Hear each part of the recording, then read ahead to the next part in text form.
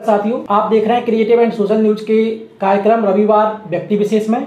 मैं हूं आपके साथ हेमंत कुमार योगी और आज हमारे बीच रविवार व्यक्ति विशेष में हमारे साथ हैं वरिष्ठ पत्रकार आदरणीय श्री हितेंद्र भदौलिया जी। यह नाम कोई अनजाना नाम नहीं है।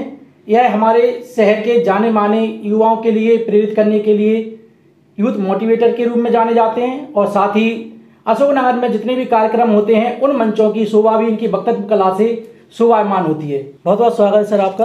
भैया धन्यवाद बहुत बहुत।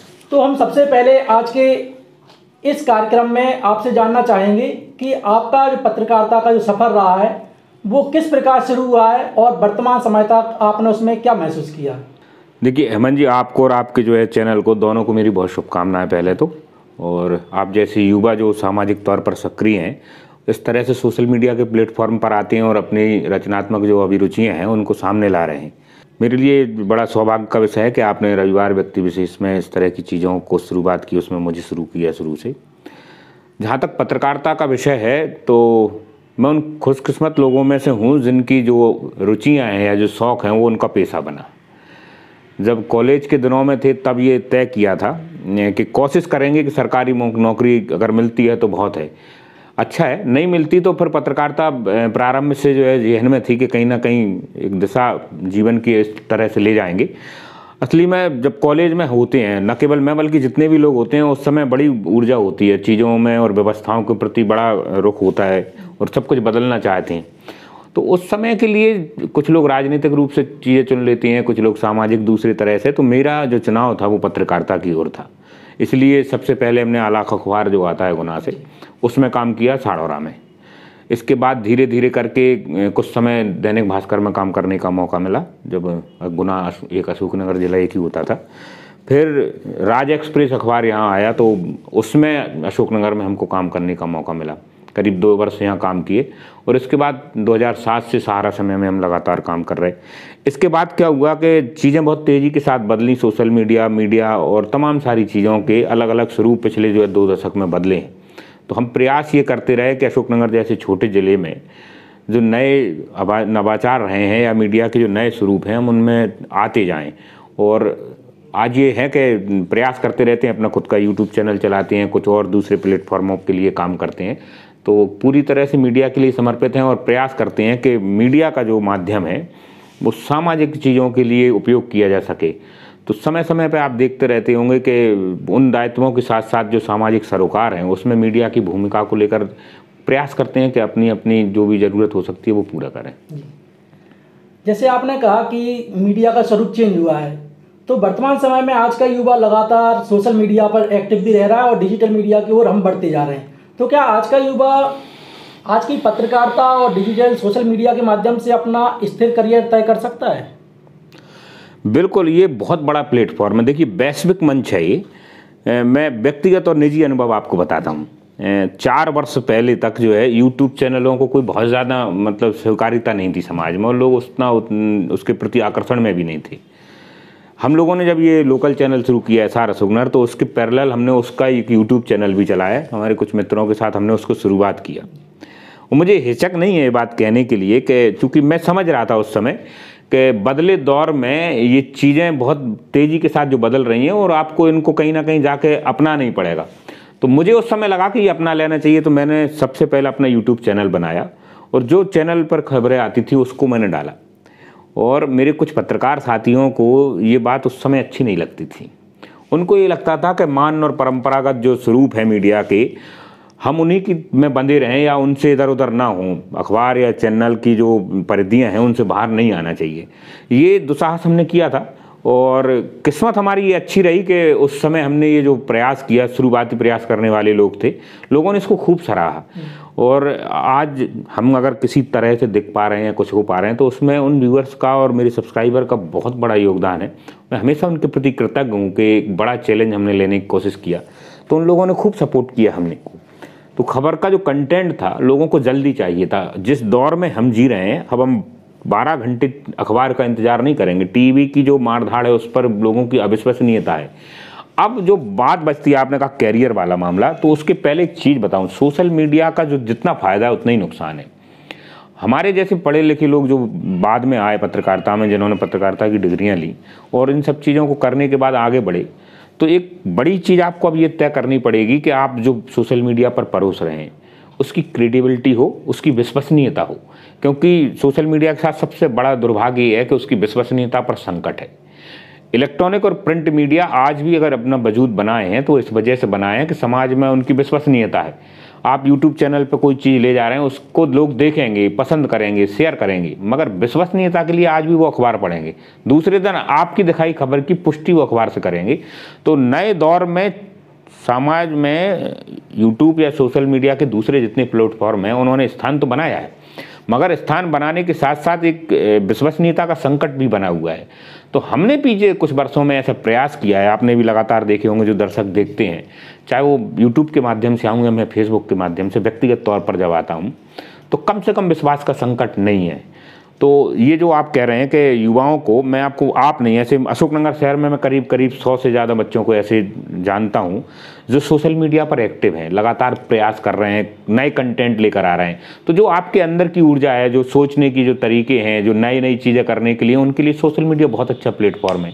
और जैसे मेरे जो यूट्यूब चैनल है उसका मोनेटाइज है, उसके सब्सक्राइबर इतनी स्थिति में है कि हमको वहाँ से ऐड मिलते हैं, उनसे रेवेन्यू आता है। तो धीरे धीरे करेंगे तो आज दुनिया भर में एक बहुत बड़ी संख्या इस तरह की कामों को कर रही है। और अगर इकोनॉमिक देखा जाए तो ये बहुत अच्छा पैसा भी कमा रहे हैं। तो घर बैठे अगर आप इस तरह की चीज़ें कर रहे हैं, आप में सोचने की क्षमता है, कुछ नया करने की जज्बा है, और आपका दिमाग अगर बहुत अच्छे से चल रहा है, तो इससे ज़्यादा अच्छा कोई जो है तरीका हो ही नहीं सकता आपके लिए। जी, जैसा कि आपने कहा कि अभी मीडिया का स्वरूप बिल्कुल चेंज हो चुका है, यानी कि हम कह सकते हैं इसका व्यापक स्वरूप है। और अभी वर्तमान समय में जैसा कि हम सबको विदित है कि हम वैश्विक महामारी कोरोना से गुजर रहे हैं, और कोरोना के प्रतिदिन केसेस हम देख रहे हैं कि बढ़ते जा रहे हैं। और जो भी हमारे ज़िले की खबर थी वो अगले दिन तो पेपर में जब आएगी या न्यूज़ चैनल पे आएगी, लेकिन उससे पहले आपने उसी कंटेनमेंट एरिया में जाकर या उसी जगह पर जाकर लोगों को भ्रामक जानकारी से दूर कर उसकी सजीवता पहुंचाई या उसकी तथ्यता को स्पष्ट कराया। ये आपने एक अलग ही मीडिया का स्वरूप प्रदर्शित किया जो हमारे शहर के लिए, जिले के लिए बहुत ही एक कारगर साबित हुआ। आप इसके बारे में क्या कहना चाहेंगे? देखो, ये बात मुझे इसलिए अच्छी लगी आपकी बात पूछने की कि जब हम लोग पत्रकारिता पढ़ रहे थे तो हमको एक चीज़ बताई गई थी। वो चीज़ थी कि आपका टारगेट ऑडियंस क्या है। टारगेट ऑडियंस जब आपका है, आपको समझ में आ रहा है कि कौन लोग क्या देखना चाह रहे हैं और फिर उनको देखने की अभिरुचियाँ क्या है। कोरोना महामारी के दौर में लोग इतने उद्वेलित थे चीज़ों को, खासकर सूचनाओं को इधर उधर करने के लिए।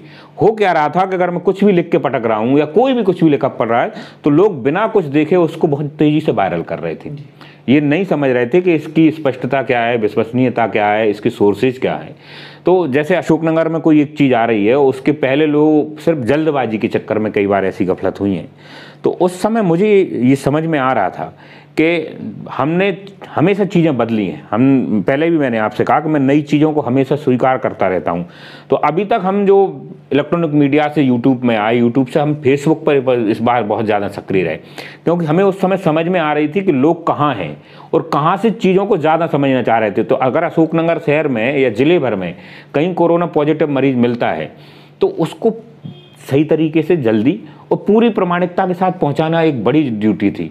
अगर उस समय में इलेक्ट्रॉनिक माध्यम या यूट्यूब जैसे चैनलों के साथ में रहता तो हो सकता है उसकी जो व्यापकता है वो कम थी। तो उस समय मैंने यूट्यूब और इन सब की जगह फेसबुक को बहुत ज़्यादा वरीयता दी। तो जितने भी लाइव रहे हैं या जितनी सूचनाएं रही हैं तो लोगों ने बड़े अच्छे से उसको स्वीकार किया। लोगों के फ़ोन भी आए और इस बात को लोगों ने माना कि जो चीज़ हम दे रहे थे, और बाकायदा अधिकारियों से या जो जिम्मेदार लोग थे उनसे बात करके दे रहे थे।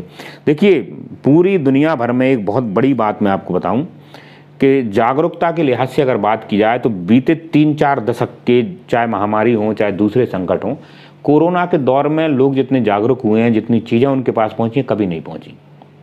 और ये हो सका है फेसबुक, सोशल मीडिया या दूसरे, क्योंकि उसके पहले जो अखबार या टीवी थी वो एक लिमिटेशन थी। मगर अब इतनी ज़्यादा चीज़ है कि एक एक चीज़, आज अगर आप दिल्ली के बाद बाहर या विदेश भर में कहीं भी मरीज बढ़ रहे हैं तो आपको अशोकनगर में पता होता है। तो आपकी जागरूकता इतनी ज़्यादा है और आप उत्सुकता इतनी ज़्यादा है कि आप अपने लोगों को तो और चीज़ें देखना चाहेंगे। अगर अशोकनगर के कई वार्डों में वो निकले हैं तो उनकी उत्सुकता होती है, फिर वो ये जानना भी चाहेंगे कि इसकी हिस्ट्री क्या रही है, ये किस किस से मिला है। तो ऐसे दौर में जब बहुत तेजी के साथ चीज़ें बदल रही थी, तब आपको बहुत विश्वसनीयता के साथ ये करना पड़ा।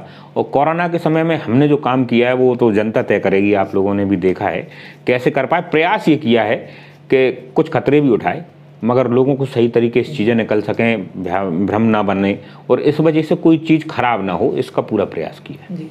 वास्तव में आपकी पहल जो कि तुरंत के तुरंत हमारे नगर वासियों के लिए उसकी सटीक जानकारी, सकारात्मक जानकारी मिले, और जो अन्य अपवादों के द्वारा कुछ वायरल खबरें पहुंचा दी जाती हैं जिससे कि वो चीज़ होती भी नहीं है और लोग बाग उसको मान लेते हैं और भय का माहौल पैदा होता है, उससे आपने उन लोगों को दूर रखा। साथ में आपसे पूछना चाहूँगा कि वर्तमान में अशोकनगर जिले में स्वास्थ्य को लेकर एक पछाड़ साइकिल क्लब का आयोजन भी हो रहा है, जिसको कि आगामी 14 जून को पूरा 1 वर्ष पूरा हो जाएगा, और आप उस मुहिम को लेकर काफ़ी सजग हैं, क्योंकि लोगों के स्वास्थ्य से जुड़ा हुआ मामला है, सामाजिक मामला है। लेकिन कई हद तक आप पर यह आरोप लगाया जाता है कि आप उस क्लब के माध्यम से किसी विशेष व्यक्ति के पक्ष में रहते हुए काम करते हैं, इसमें आपकी क्या राय है? देखिए, दोनों अलग अलग तरह की चीज़ें। जो पहली चीज़ है मैं उस पर बात कर लेता हूँ, और दूसरा जो आरोप है, बिल्कुल है, इसमें कोई दो मत नहीं है कि आरोप नहीं है, मगर अगर आरोप लगाया तो हमारी ड्यूटी है उसको सही तरीके से डिफाइन करने की। देखिए, पछाड़ कोई आज का नहीं है। पछाड़ को आज 4 या 5 वर्ष होने वाली है, 15 या 16 के बीच की जो है। वो पछाड़ का संकल्प जो था, अगर आपने कभी जुड़ा हो या जो उसके जो सदस्य रहे हैं आप उनसे कभी बात कीजिए। मैं उसका बहुत छोटा सा सदस्य हूँ, मैं फाउंडर नहीं हूँ, मैं बाद में उसमें जोड़ा गया आदमी हूँ। तो जिन लोगों ने उसको शुरुआत की, उन्होंने ये तय किया था कि हम अपने पुराने जो वैभव था, हमारा जो नाम था पछाड़, हम उन जड़ों से जुड़ के, रूट से, असली में ये नाम इसलिए रखा था कि आने वाली पीढ़ियों को याद रहे कि हमारी पुरानी पहचान पछाड़ थी।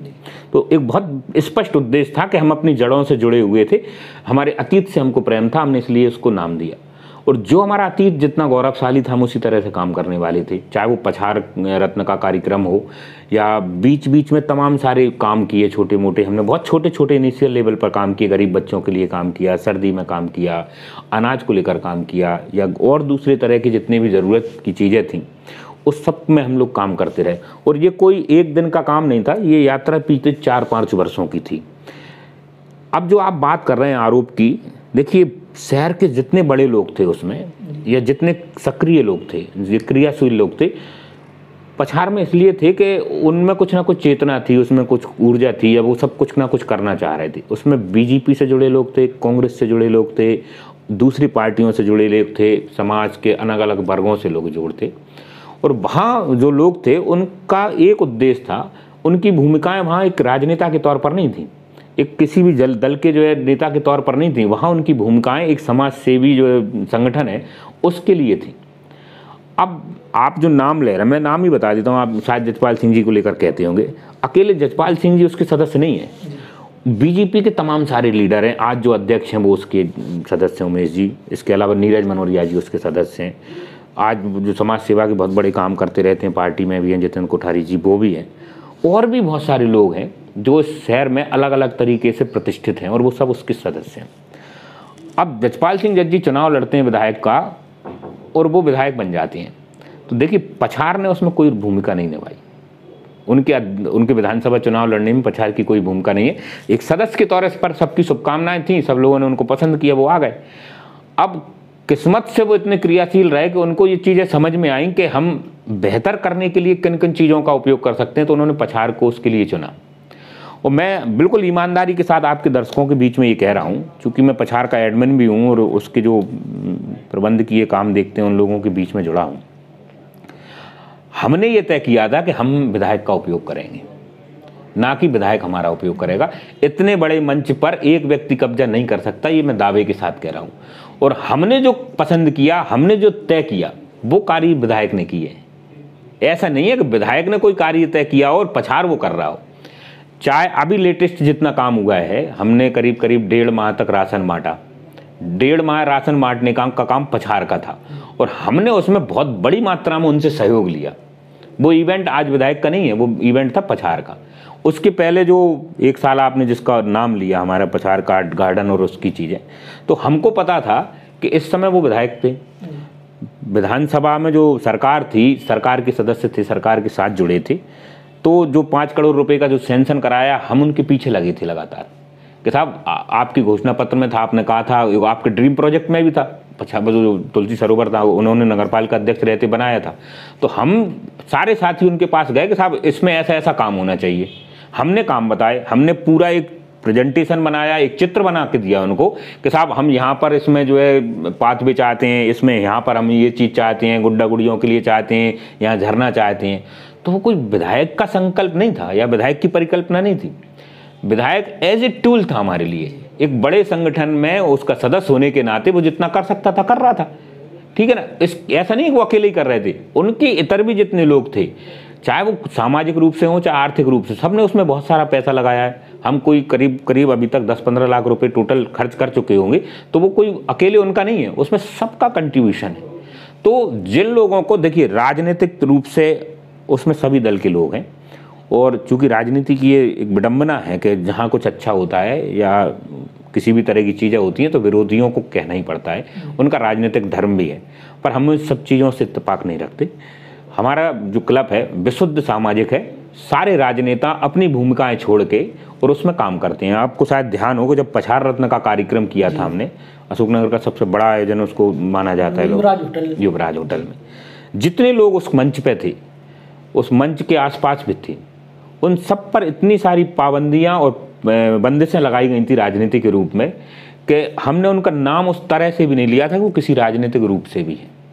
जितने लोग आए थे वो विशुद्ध सामाजिक तौर पर थे और उनने प्रयास ये किया था कि हम समाज के लिए अगर कर रहे हैं तो राजनीति कुछ देर के लिए दूर रखें। तो अभी भी मैं उन सब लोगों से बहुत विनम्रता के साथ आग्रह कर रहा हूँ कि देखिए 2-3 ग्रुप हैं, मैं अकेला पछाड़ के नहीं कर रहा हूँ, मैं हल्ला बोल की भी बात कर रहा हूँ, और भी कई ऐसे सामाजिक संगठन हैं जो सोशल मीडिया के माध्यम से कर रहे हैं और इन लोगों ने करके बताया। देखिए समाज में बहुत सारे लोग नहीं कर पाए, इन लोगों ने करके, चाहे अल्लाह बोलो, पछाड़ो या दूसरे लोगों, जीएसटी भी काम करता है, एक प्रयास भी कर रहा है, बहुत सारे काम लोग कर रहे हैं और इनने वो काम करके बताया जो संस्थागत तौर पर दूसरे लोगों ने नहीं करा। तो अब इनकी ये ड्यूटी है कि इन लोगों को आप बिल्कुल ईमानदारी से जो है अलग बने रहने दीजिए। आप अपनी राजनीति करिए, 1-1.5 महीने चुनाव लड़ेंगे, आप अपना जो है आरोप प्रत्यारोप करते रहिए, हारें जीते कोई भी रहे वो सब हमारे लोग हैं। बाद में आकर उनकी जितनी भी सीमाएं हैं, जितनी भी क्षमताएं हैं, फिर हम उनका उपयोग करेंगे। वो आज विधायक हैं, वो ना रहें तब भी इसमें काम करेंगे। दूसरा जो आदमी अगर इस ग्रुप का कोई है वो विधायक बन जाएगा तो हम उसको भी उतना ही निचोड़ेंगे जितना इनको निचोड़ा था। तो ये गलत आरोप है कि पछाड़ उनके लिए काम करता है। हकीकत ये है कि पछाड़ उनका उपयोग करता रहता है। जी आपने सही कहा कि कोई भी जनप्रतिनिधि होता है वो जनता के लिए होता है, ना कि जनता किसी विधायक या विशेष के लिए होती है। और जो भी जन समस्याओं के लिए जो भी सहायता होती है वो हमारा एक दायित्व बनता है कि हम अपने जनप्रतिनिधि के पास उस समस्या को लेके जाएं और उसमें जो भी हर संभव मदद हो उस मदद के लिए हम उनसे कहें। और उनका दायित्व भी बनता है कि जिसके लिए हमने उनको चुना है वो हमारे उन दायित्वों का निर्वहन करें, जिससे कि हम सामाजिक कार्यों में एक लयबद्धता जारी। नहीं देखिए, मैं इसमें आपको बीच में टोका, आपने शुरू बोला भी था, मैं भूल गया उस बात को। 14 तारीख को हमारा 1 साल हो रहा है। 14 जून को हमने तुलसी सरोवर के पास पहुंचे सबके सब, वो विधायक जी को भी बुलाया वहाँ पे। हमने कहा साहब इसकी हम साफ़ सफाई करेंगे और साफ़ सफाई करने के बाद इसमें एक इस तरह का काम कराया जाए कि इसको पूरे शहर का दर्शनीय स्थल बना दिया जाए। तो हम चाह रहे थे लोगों का अटैचमेंट करना। देखिए काम विधायक को कराना था, करना नगर पालिका को था, व्यवस्थाएं या दूसरी चीज़ें कलेक्टर को करनी थी, हम लोगों का उसमें कुछ नहीं था। 1 रुपये हम लोग उसमें लगा नहीं रहे थे। पर हम ये चाह रहे थे कि शहर के अगर 200-500 लोग उसमें जुड़ेंगे तो उनको ये लगेगा कि हाँ हमारा काम हो रहा है। और जब शहर भर की सहभागिता जिस चीज़ में होती है तो वो ज़्यादा अच्छी होती है। तो उसको जैसे ही हमने शुरू करके आगे बढ़ाई तो हम कुछ सदस्यों ने कहा कि भाई साहब अब ये चीज़ शुरू हो गई है तो हम स्वास्थ्य के लिए और कुछ करते रहें, पर्यावरण के लिए हमारा निरंतर चल ही रहा है क्योंकि ये प्रक्रियागत चीज़ें थी। तो हमने साइकिल को एक कैंपेन के तौर पर बना लिया। अब उस साइकिल का मूवमेंट आपने पूरे शहर नहीं देखा है कि हमने शहर में इतना हासिल कर लिया है साइकिल को लेकर कि अगर आप बड़ी से बड़े लोग भी साइकिल चलाएंगे तो आपको शर्म नहीं आएगी, आपको हिचक नहीं होगी कि हम साइकिल क्यों चला रहे हैं। आप फक्र से गर्व के साथ कोई शहर में साइकिल चला सकता है। ये हमने शहर के माहौल में बदलाव 1 साल में करके दिया है। तो उसका 1 साल होने वाला है। ये जरूर बिल्कुल देखने को मिलता है कि पहले अगर कोई साइकिल से अशोकनगर में घूमता हुआ मिलता था तो मानते थे कि उसकी मजबूरी होगी या उसकी गरीबी होगी। लेकिन वर्तमान समय में जो लोग बाग रोज कार से या मोटरसाइकिल से बिना कहीं आना जाना नहीं करते थे, वह लगातार सुबह के समय हम देखें या बाजार में छोटे छोटे कामों को देखें तो वह साइकिल से ही रहे। ये हमारा प्रयास बहुत ही अच्छा देखने को मिल रहा है शहर में। अब हम बात करते हैं कि आगामी माह में पूरे मध्य प्रदेश में कुछ सीटों पर जो उपचुनाव होने जा रहा है उसमें से 2 सीटें हमारे अशोकनगर जिले की भी हैं, जिसमें एक मुंगावली और एक अशोकनगर है। और ये दोनों सीटें ही राजनीति के माहौल में या पूरे प्रदेश में काफ़ी चर्चित सीटें हैं और इन सीटों को लेकर काफ़ी लोगों के बीच में सरगर्मी भी बनी हुई है, चर्चा का विषय बना हुआ है। इसमें आपके क्या राय रहेगी?